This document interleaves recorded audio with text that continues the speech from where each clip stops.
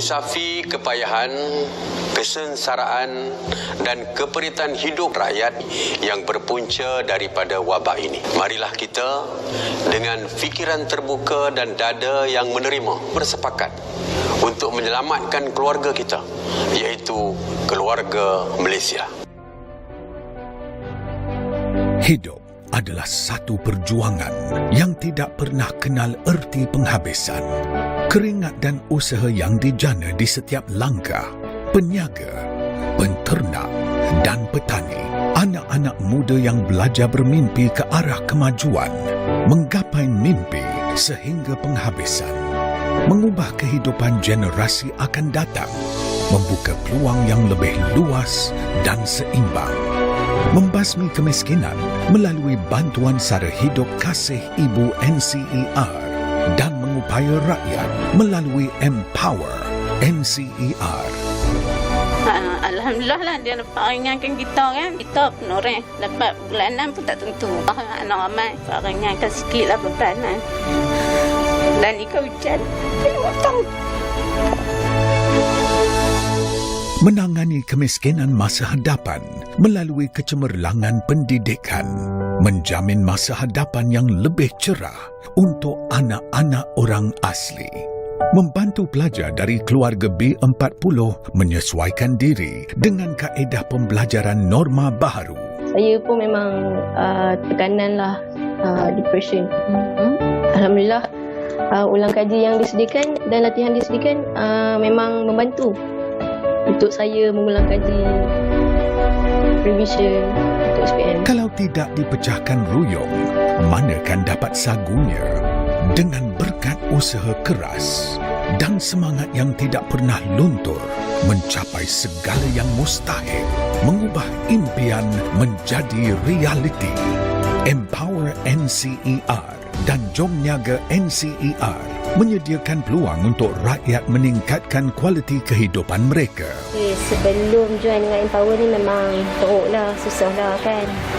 Apa yang nak kita tak boleh nak bagi. Lepas dah join kursus Empower ni, kita dah dapat ilmu. Ilmu yang penting. Lepas tu daripada ilmu yang kau dapat dengan Empower, kerjasama dengan Yayasan Petronas ni memang banyak bantu kau mengubah kehidupan keluarga lah. Perusahaan mikro, kecil dan sederhana dibantu meneruskan perniagaan dengan Entrepreneur NCER dan Jom Niaga NCER. Nyaman tu adalah untuk set up kedai baru, di mana saya telah dapatkan tanah di sebelah Bukit Mentajam sana, dan saya perlukan sedikit modal lah untuk nak bangunkan kedai nursery tu di sana. Pertama kali membuat pinjaman sebanyak RM50,000. Alhamdulillah dah berjaya.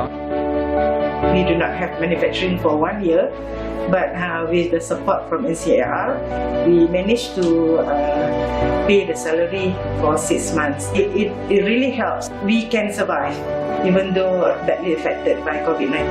Membolehkan kelangsungan mata pencarian kepada mereka yang hilang pekerjaan melalui Jom Kerja NCER. Program Jom Kerja memang sangat baguslah ya, especially ya, terutamanya buat masa kini ya, semasa pandemik COVID-19, dan ia memang satu skim yang memang prihatin lah untuk rakyat Malaysia, terutamanya yang mereka yang lost the job ya, menganggur, dan juga para graduan yang baru lepas sekolah atau universiti.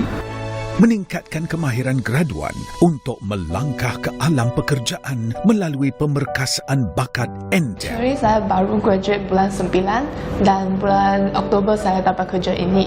Saya rasa banyak lucky boleh straight away dapat job ini selepas saya graduation. Meskipun rintangan datang melanda, setiap hari kita bangkit kembali. Perjuangan baru bermula setiap hari kerana peluang tidak datang hanya sekali. Biar perjalanan menggusarkan, kita bangkit semula kerana kita tidak pernah sendirian bila kita bangun bersama sebagai satu keluarga Malaysia.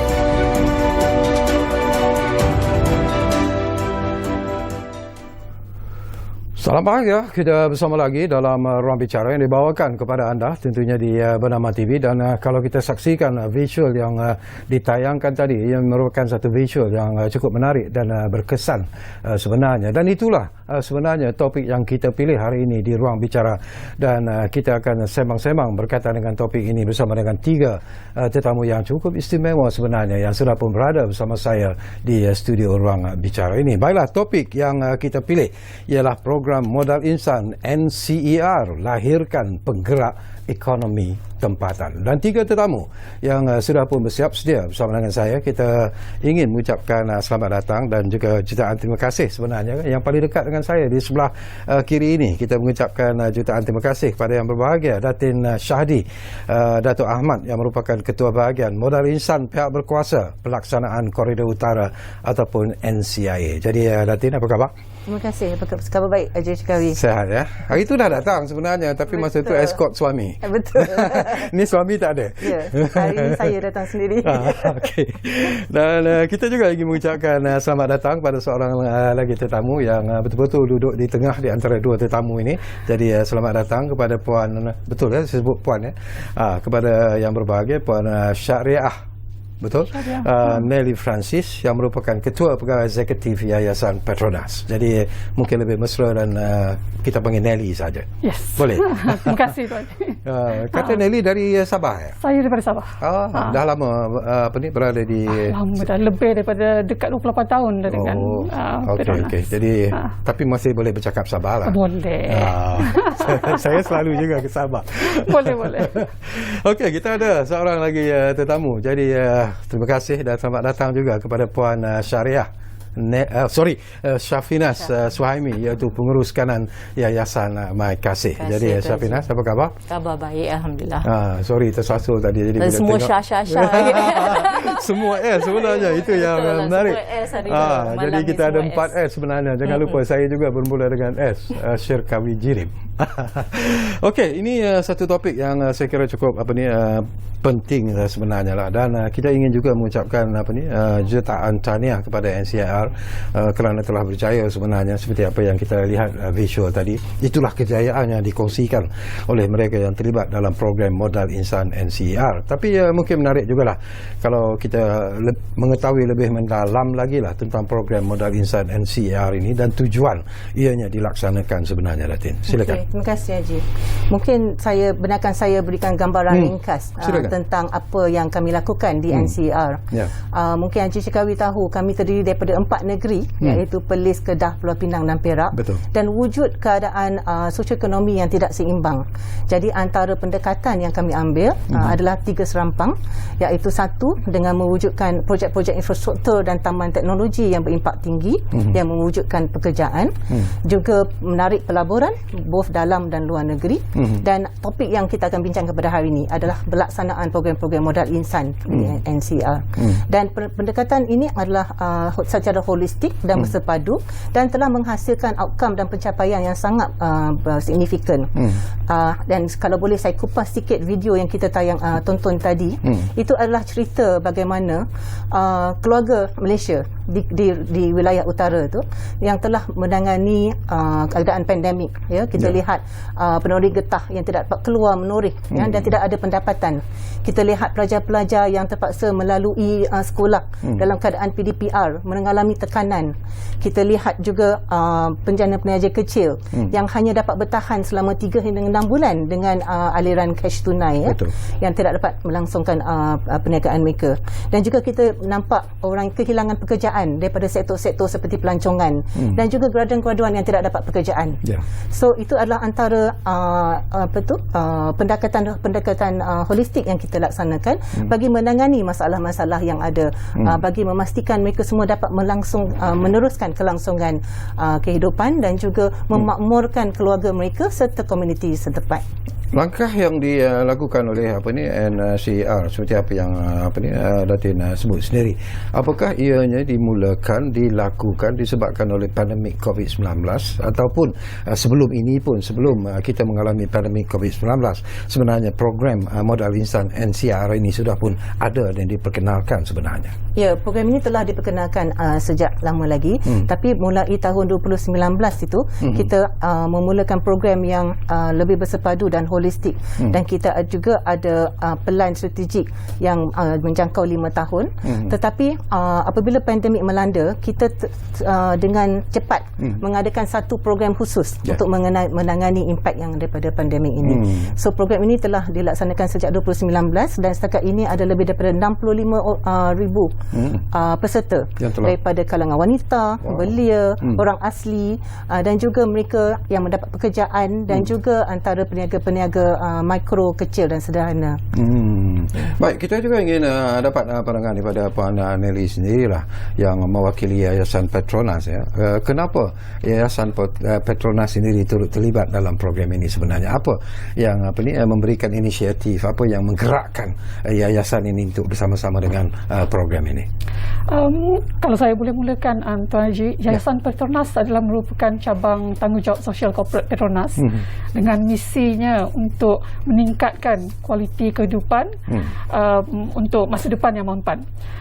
Yayasan Petronas sendiri berhasrat untuk melestarikan impak yang kita capai melalui peningkatan kualiti kehidupan dan juga hasil sosial ekonomi di Malaysia dengan memberikan penyediaan bantuan dan latihan dalam bidang-bidang 3 bidang utama kami, iaitu pendidikan, kesejahteraan masyarakat dan pembangunan komuniti, dan juga alam sekitar.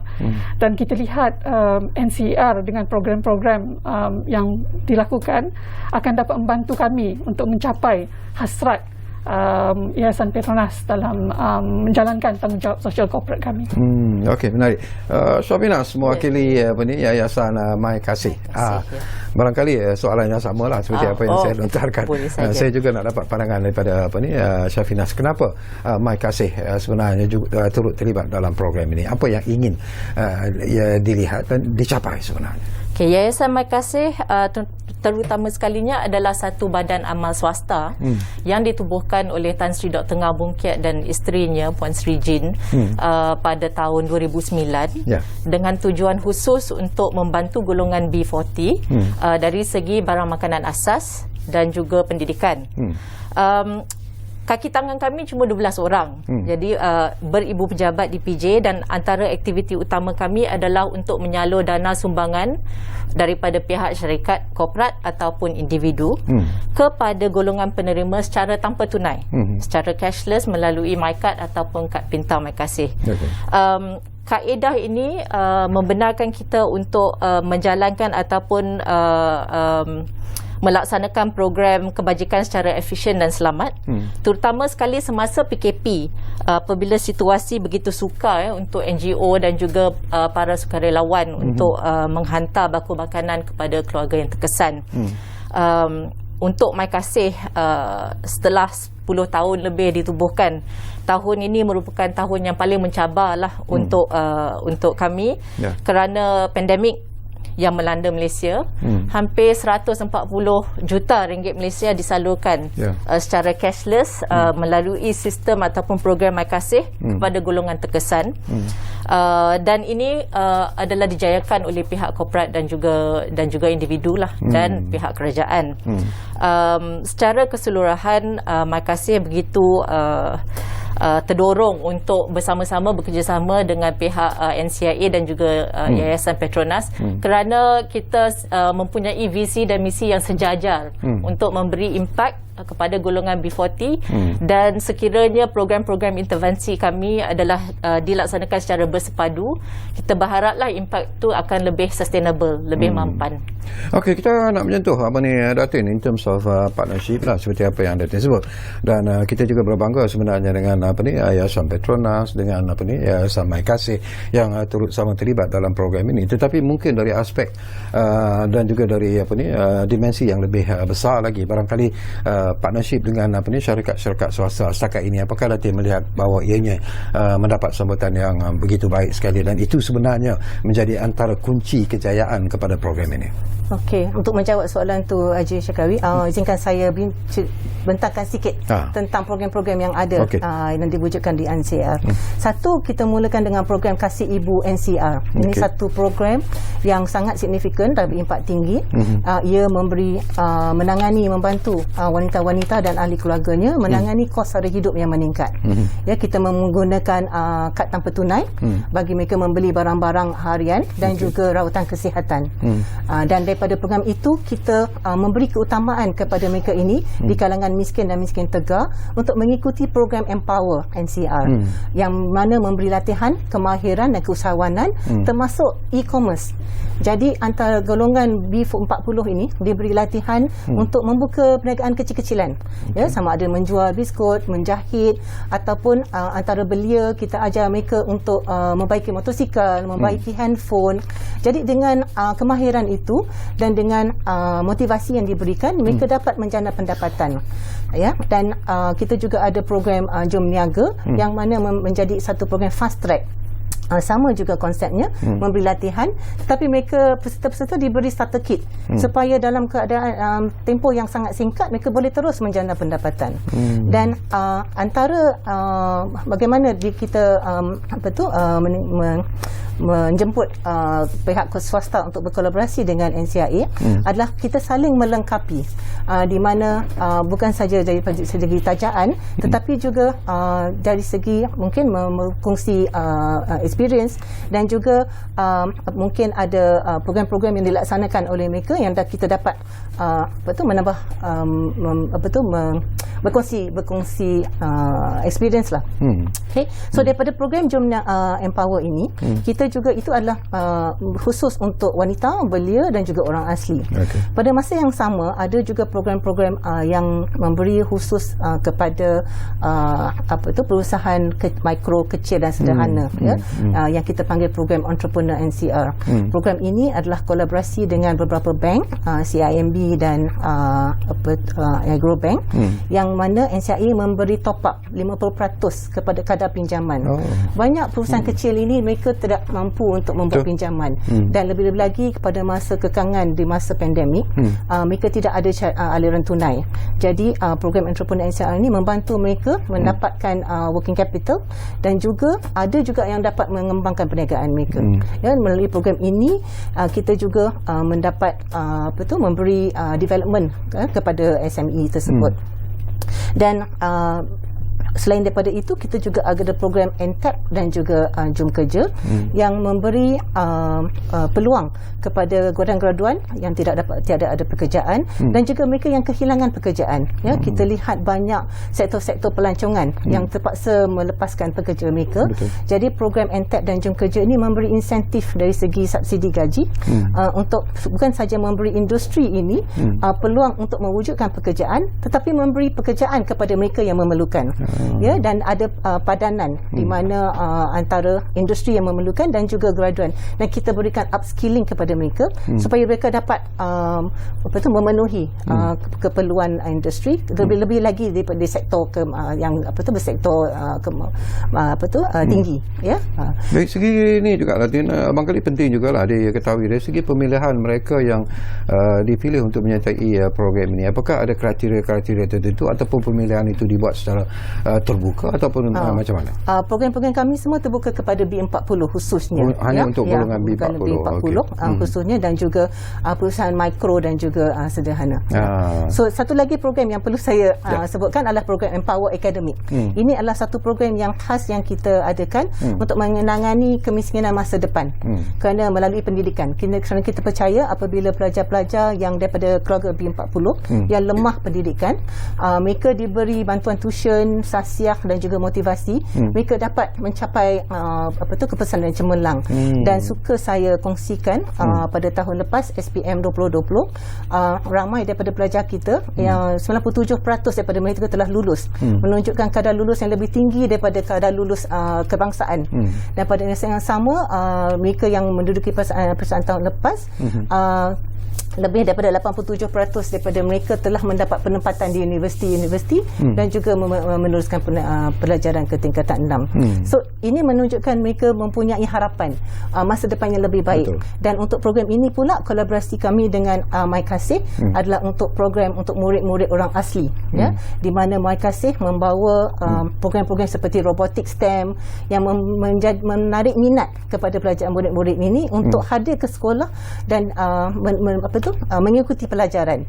Apabila mereka hadir dan mereka minat dan mereka senang nak terima pelajaran itu, ya. Dan selain daripada itu mungkin Cik Syafinas boleh cerita nanti mereka memberikan juga bantuan makanan kepada pelajar-pelajar ini. So ini adalah cara kami berkolaborasi dengan pihak swasta dan kita memang menggalakkan pihak-pihak swasta lain untuk sama-sama untuk mencapai objektif yang sama, iaitu membantu golongan yang terkesan, golongan rentan yang mengalami masalah, ya, dan juga tekanan, kekangan kehidupan, kekangan perniagaan untuk mereka meneruskan dan melangsungkan mendapat kelangsungan perniagaan yang mapan. So itu adalah antara objektif. Nanti kita dapatkan pandangan seterusnya daripada Syafinas berkaitan dengan apa yang disebut oleh Datin. Tapi barangkali Nelly, saya juga nak berkongsi pandangan daripada Nelly sendirilah mewakili Yayasan Petronas. Tumpuan yang diberikan oleh Yayasan Petronas sendiri dalam program ini, apakah ada aspek-aspek ataupun tumpuan-tumpuan tertentu ataupun membantu ke semua apa yang dilakukan oleh program ini? Ada tumpuan-tumpuan tertentu.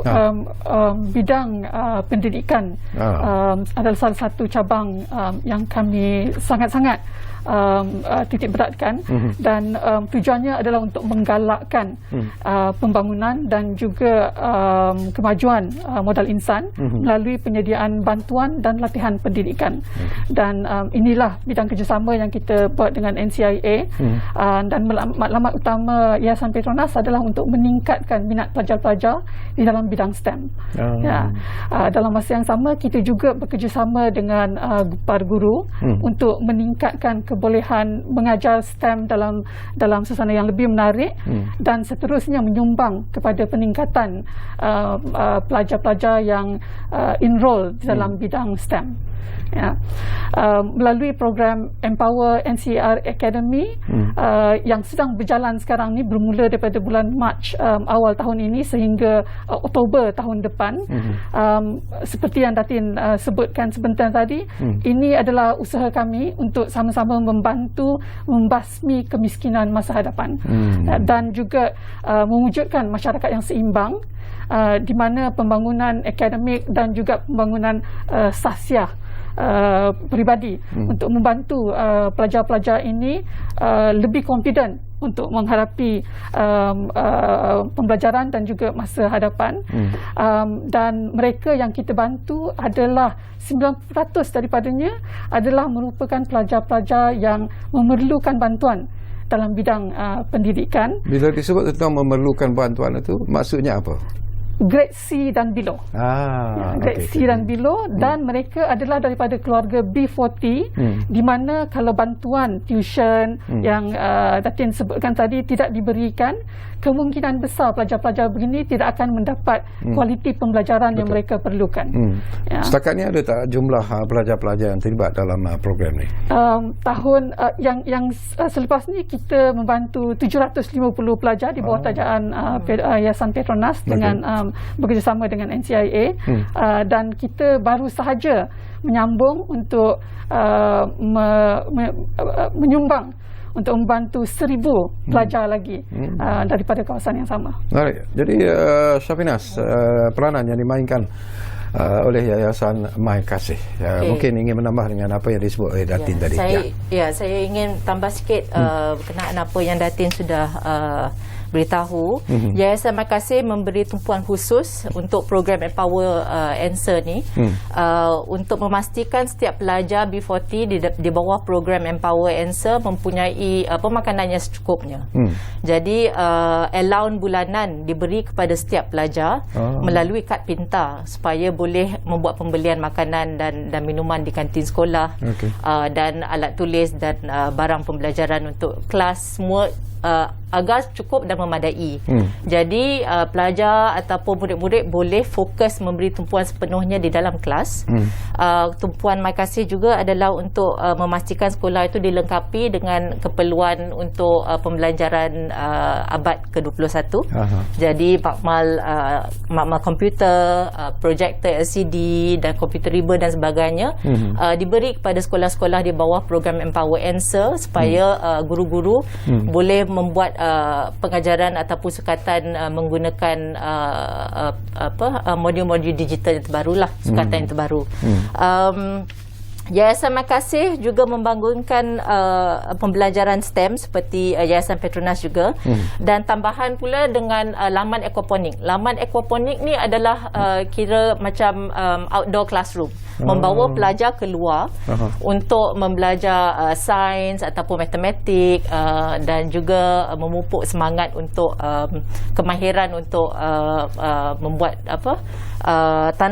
tanaman edible garden, dan juga untuk belajar financial literacy.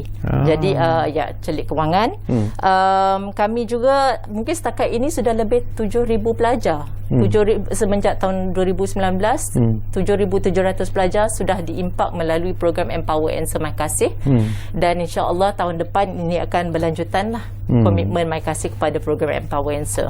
Menarik, Datin, ini pada apa yang disebut oleh ialah rakan-rakan Datin, Nelly dan juga Syafinas. Tetapi daripada pemerhatian Datin sendiri, daripada program yang dilaksanakan ini, terutamanya melibatkan akademik ini sendiri, apakah Datin melihat bahawa ada satu perubahan in terms of mentality, in terms of semangat pelajar-pelajar itu sendiri? Apakah mereka seolah-olah sekarang ini sudah melihat bahawa sudah ada cahaya sebenarnya yang boleh mungkin memberikan satu semangat baru kepada mereka sebenarnya? Sudah tentu, Haji. Sebab saya lihat sendiri pelajar-pelajar ini yang dulu gagal mendapat DE, dan lebih-lebih lagi antara pelajar lelaki lah. Mereka memang tidak minat belajar. Tapi sebab kita berkolaborasi dengan penyedia perkhidmatan, kita ada 4 universiti, Universiti Sains Malaysia, UiTM, UPSI dan juga IUKL. So mereka membawa kepakaran kepada program ini, dan apabila mereka menjadikan pembelajaran itu menarik, attendance pun tinggi, dan minat, dan walaupun saya lihat pelajar-pelajar yang mengalami tekanan, belajar daripada rumah dengan tidak ada tabletsnya. So part of the program ini kita berikan tablet, dan juga modul-modul khas yang dibina untuk mereka yang mengikuti silabus nasional, dan kita berkolaborasi dengan Jabatan Pendidikan Negeri dan juga pejabat daerah dan untuk melaksanakan program ini. Dan saya lihat sendiri pelajar-pelajar ini dengan menarik minat, dan apabila mereka minat, mereka mahu belajar, mereka sendiri mahu mengikuti modul-modul itu. Dan kita lihat ramai daripada pelajar-pelajar ini mengalami kecemerlangan, lonjakan cemerlang. Yang dulu gagal sekarang dah mendapat A, dan saya sebut tadi 87% daripada mereka dah meneruskan pelajaran ke step seterusnya. So itu adalah memberi harapan kepada keluarga mereka. Mereka ni daripada kampung-kampung pedalaman yang mungkin daripada anak-anak penuri getah, anak-anak petani, sekarang mereka mempunyai impian yang besar untuk membawa perubahan kepada keluarga mereka dan juga komuniti mereka. So itu adalah impak yang sangat signifikan yang program-program yang kami laksanakan, dan kita akan teruskan sepanjang RMK12 ini. Okey, hebat sebenarnya. Semakin menarik sebenarnya info-info yang kita kongsikan bersama dengan ketiga tetamu yang berada bersama saya di ruang bicara malam ini. Tapi seperti biasalah, kita diarah untuk berehat dulu buat seketika, nak bagi peluang kepada tetamu-tetamu kita, termasuk saya sendiri, untuk menikmati minuman buat seketika. Tetapi anda jangan ke mana-mana, kembali semula sebentar saja lagi bersama kami di ruang bicara yang kami bawakan kepada anda, tentunya mana lagi kalau bukan Bernama TV. Kita jumpa lagi.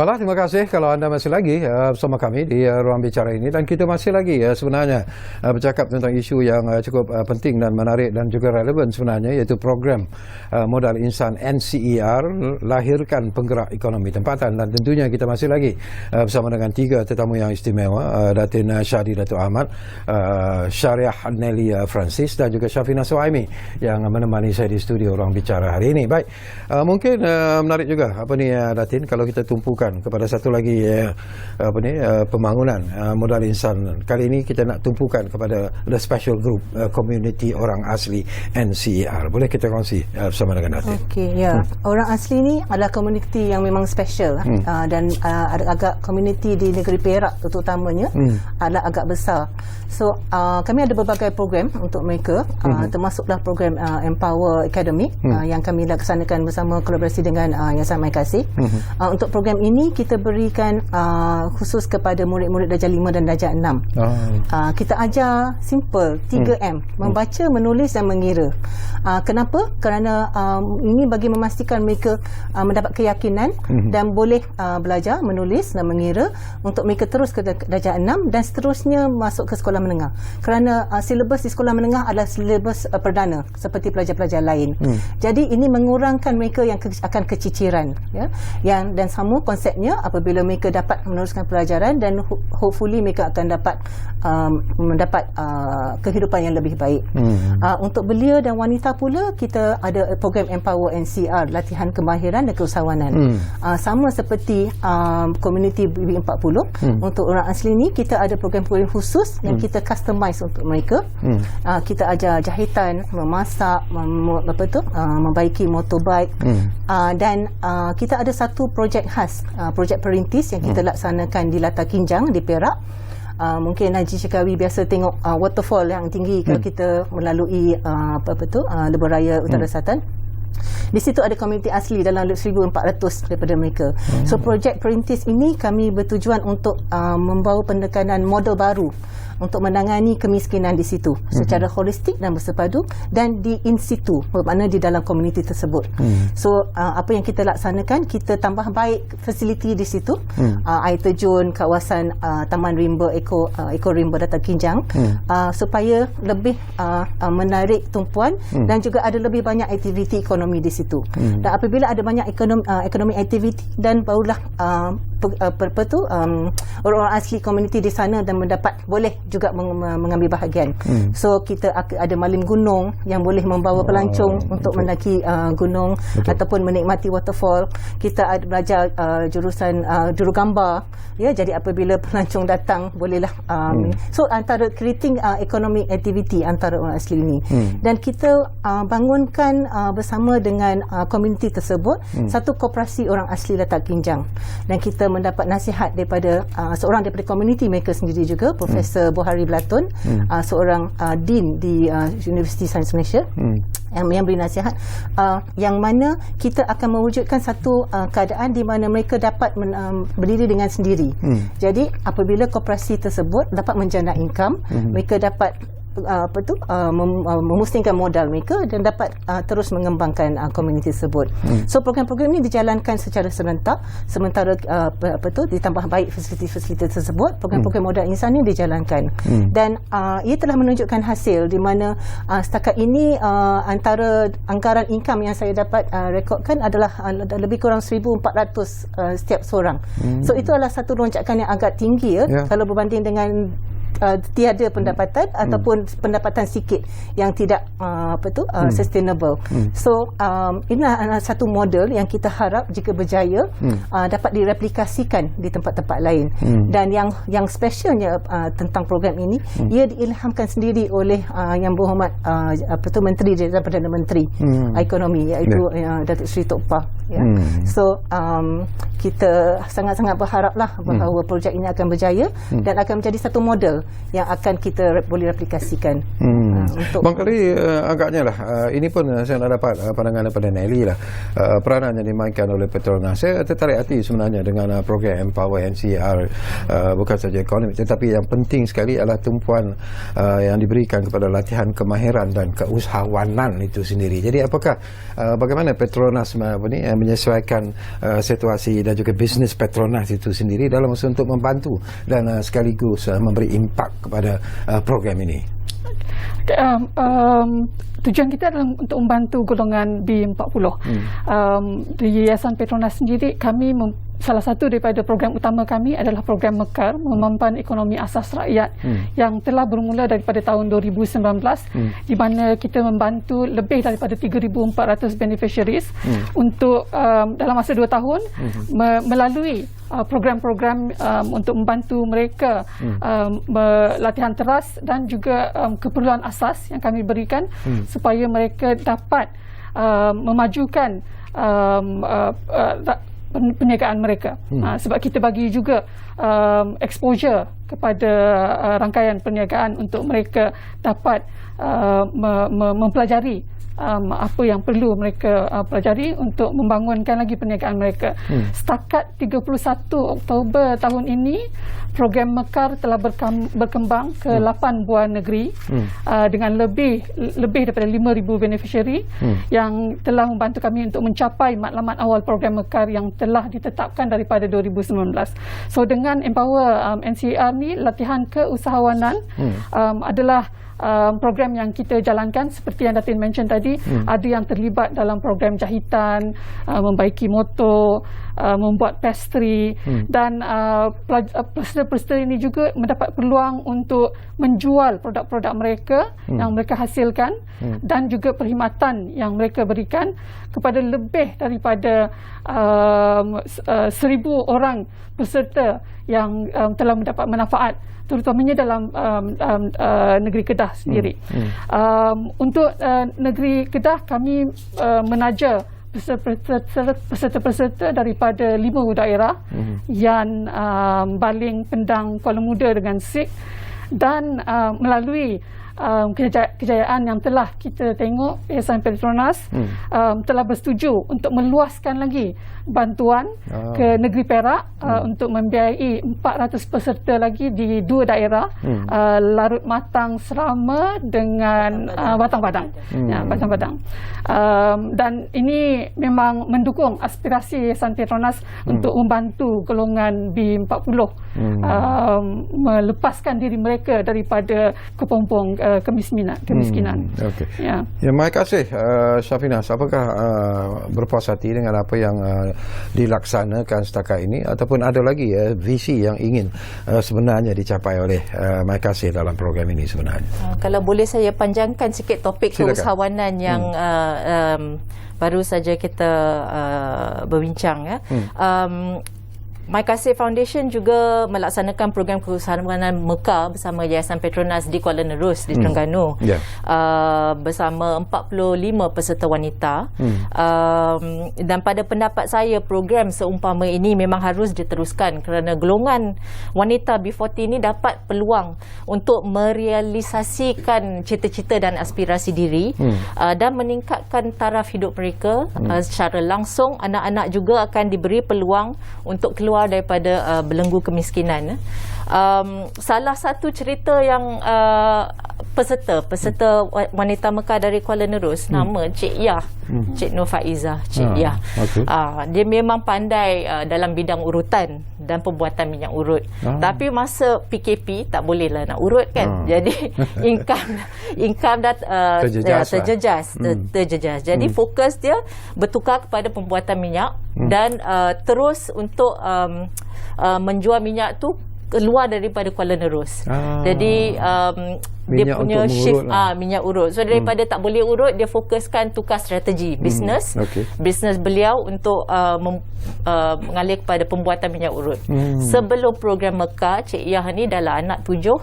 Gaji sebulan dalam 100-200 ringgit saja. Dan tu pun tidak regular lah. selepas program Mekah, tak silap saya setinggi pun 4,500 atas jualan minyak dan urutan saja.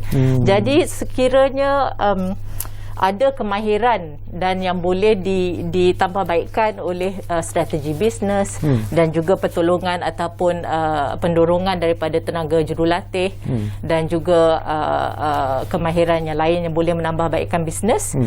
Program Mekah ni memang sejajar dengan program keusahawanan Empower Answer Entrepreneur jugalah. Jadi bagi saya program sebegini memang penting lah, dan Yayasan Makasih juga memberi tempuan ini dari segi macam dia kata building resilience dan menongkar badai. Jadi walaupun Yayasan Makasih ataupun Yayasan Petronas dan Empower Answer mungkin dah tiada lagi di kawasan itu dan memberi fokus kepada kawasan lain, impact program Empower Answer akan berlanjutan juga di komuniti itu. Tadi siapa yang sebut tadi yang terkabut tu Cik Yah? Cik Yah. Okay. Cik Yah, kalau ke Kuala Nurul carilah minyak dia. Minyak mujarab dia. Dah lepas PKP kurang apa ni dilonggarkan sikit dah boleh urut lah kot. Tapi ada ramai aja yang seperti Cik Yah ni. Apa tu macam Cik Siti Kamariah di SIK pun sama.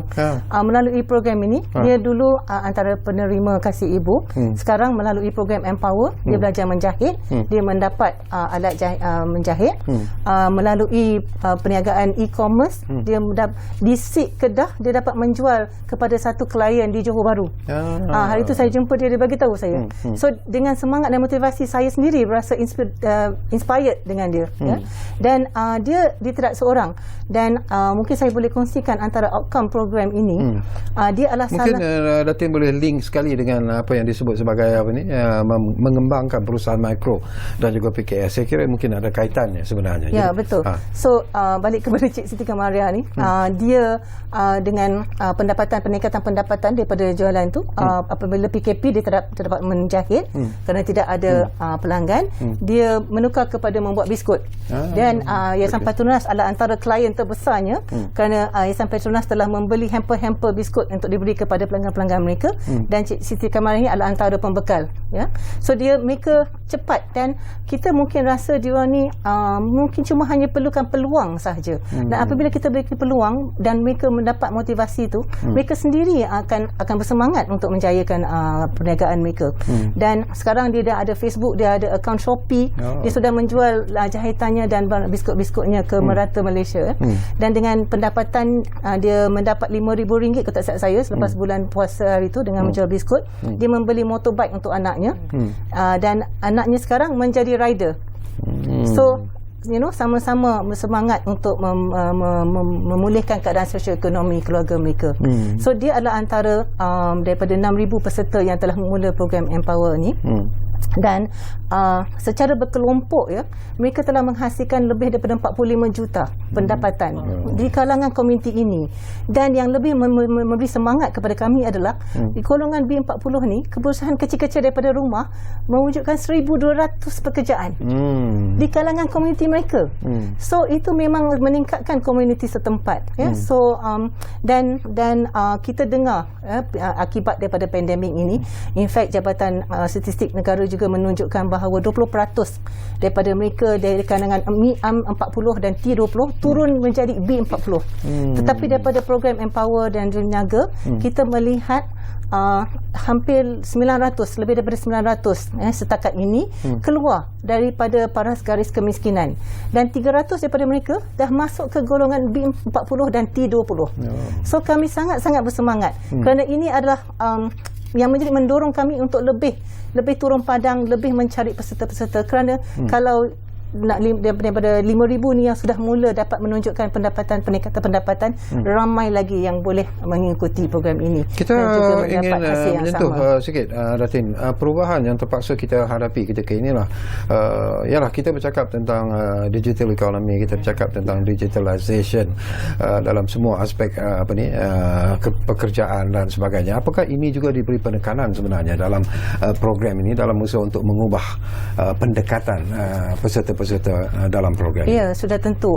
E-commerce adalah antara modul yang kita tekankan di dalam kursus latihan kemahiran tu. Dan saya juga ingin kongsikan bagaimana pemindahan minda ini. Mungkin kita dengar cerita orang yang di kawasan pedalaman yang tidak ada data, tidak ada telefon, smartphone tetapi apabila mengikuti kursus ini, mereka sendiri bersemangat untuk mendapat peningkatan pendapatan yang dia dapat sikit tu, dibeli telefon, dibeli data supaya dia dapat mengikuti kursus yang kita laksanakan dan juga dapat menjual hasil-hasil perniagaan mereka bukan saja di kampung, di daerah, di negeri, dan yang seperti yang contoh yang saya sebut tadi, daripada sik di Kedah dah jual ke Johor Bahru. So itu adalah satu transformasi ataupun lonjakan digital ataupun teknologi yang kita bawa, yang diwujudkan sendiri, yang didorong sendiri oleh peserta-peserta B40 ini. Kursus itu dijalankan macam mana? Maksud melalui talian ataupun secara fizikal? Pada masa sebelum PKP ni memang dia jalankan secara fizikal.